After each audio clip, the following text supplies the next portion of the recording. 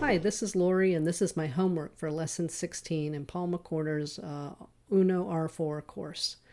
In this lesson, we've learned about if statements and conditionals, and we're going to place a red, yellow, and a green LED into our circuit, and we'll prompt the user for which one of those LEDs they'd like to turn on. They'll type in one of those colors. I added another LED to my circuit to make it fun. And, well, let's just see what I did for the homework. All right, so for this homework, I have a setup up here with the red, yellow, and green LED, and then my special LED, which is shaped like a cat. It's a little hard to see in the daytime. So I have them connected up into the Uno and with their current limiting resistors. And now we'll kind of focus here on the code. So I'm going to use the LED matrix and scroll some text. So I put some masking tape over it. Seems to film a little bit better with that on there. The other thing I tried to do in this homework was I tried to create a function for the scrolling text, because you'll see the code needed to scroll text is pretty repetitive and the same. And I thought I could write a function, and it would work. The function I wrote worked partially, but then sometimes I get these bus errors, and I don't know why.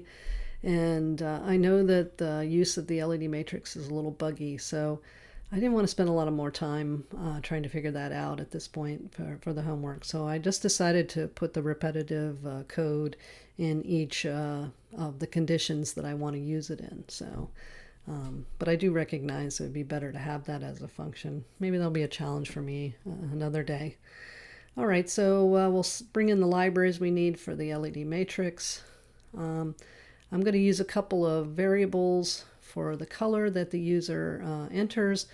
My color will be the way that the user entered the color, and I want to preserve that. Just kind of challenging myself to think about this a little bit. Sometimes if you use that to lowercase method, you're going to permanently change the string to lowercase. And I thought, well, maybe you might also want to preserve the way they entered it. And so I have two variables. One is the way they entered it, and then my color lowercase LC will be the lowercase version of whatever they entered. So that was just a little thinking I did on my part. Setting up my matrix and calling it matrix. I'm going to have a message that will scroll across the screen, so there's a string variable for that, baud rate, and the pin numbers for all the LEDs. Then we'll set everything up in our void setup. And in the loop, we'll ask the user to enter the color they want, and I list out their choices. We'll wait for their input. We'll read that, and then we'll copy that text into my color LC and lowercase it. Then we'll use that for all our conditionals. So we'll start off with an if. So let's take a look at red. This is pretty repetitive. So if it's red, then we'll turn the red one on and make sure all the other ones are off. We'll print some information to the serial monitor, and we'll also scroll red alert onto the LED matrix. And that's all the code that's needed to do a scroll. And then you can see I use an else if. Then we look at for yellow. And here with yellow, we'll turn yellow on and make sure all the others are off and so forth. So it gets, as I said, pretty repetitive. And then green. And finally, if they type in cat, then we'll turn on the cat LED and we'll scroll the message cat's rule. And that's that. So we'll get to the else, and this is how I'm using else to capture invalid entries. So if you don't enter one of those four things, then you get an invalid entry, and you're told to try again, and it'll just keep looping through.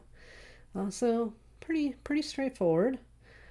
So right now it's running, but I had entered an invalid entry, so everything's kind of turned off. So let's restart it and get the prompt on the screen. So there's our prompt.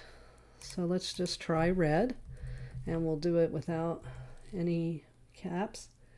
And you can see red alert going by.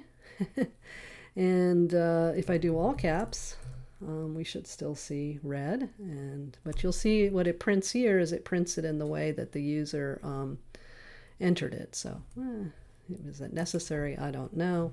So how about yellow? Let's see if that works. Yep, there goes yellow. And how about green? Well, and that one worked. And let's try cat. And let's enjoy the cat as he goes through some of his colors. I wish he filmed better. He looks a lot better in real life than he does on the screen. But you can see it's a fun little LED.